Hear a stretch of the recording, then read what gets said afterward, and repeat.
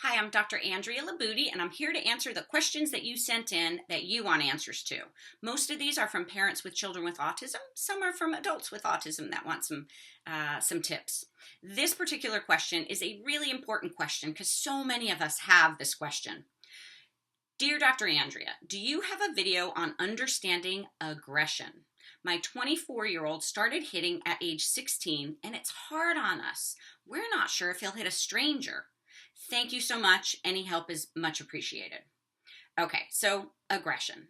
Yes, this is definitely one of the biggest problems that we face with our kids. Now, she mentioned since her child was 16. Now, that's really important because that is the time that kids start going through puberty, or they're full-blown in puberty and all their hormones are wreaking havoc.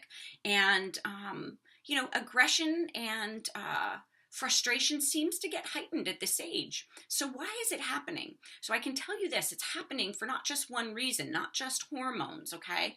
A lot of times when people are autistic and they start getting really worse, like really deteriorating in their teens, it's not just because they're hormones, it's because nobody believes in them, okay? These minimally verbal or nonverbal kids that I have met that have gone through patterns of really bad aggression that later, within a few years learned how to communicate using a letterboard or RPM.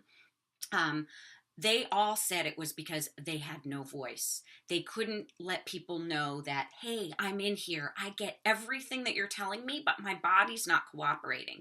So imagine if you are a person trapped inside a body, everybody's talking around you, talking at you and over you, like you don't have an opinion or don't have a say, and they're making all these decisions for you, and you're just like trapped. So aggression is definitely going to be escalated. So it happens to be at the time that 16, 14, 15, 16, 17, when these kids are really starting to move into young adulthood. And again, it's not just the hormones, it's the environment, it's the people, it's the stuff that they've put up with for all these years. So the best thing you can do with aggression is look at what is going on in your child's life really closely. What's going on at school? What are they teaching him? Okay, is your 16-year-old in a 2+2 flashcard math class, or is your 16-year-old in algebra 2 like he should be?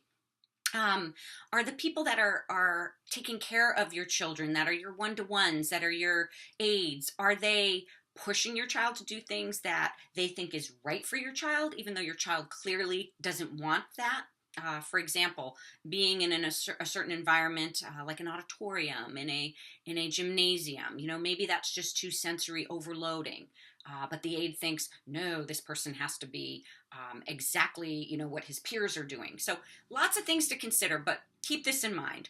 Are the people that are touching your children respecting and believing in your child's capabilities, your child's strengths, your child's gifts and talents, or are they just focusing on the deficits? Because all aggression is a sign of communication. Either they're not getting their needs met, or they are just so fed up with the way they've been treated all these years. And I'm not just making that up. I've met many kids that have found their voice, that have expressed just that. So keep that in mind, and you will change everything when it comes to your child, your relationship with them, and aggression. I hope that helps. Send your questions in. I want to keep answering questions. Take care.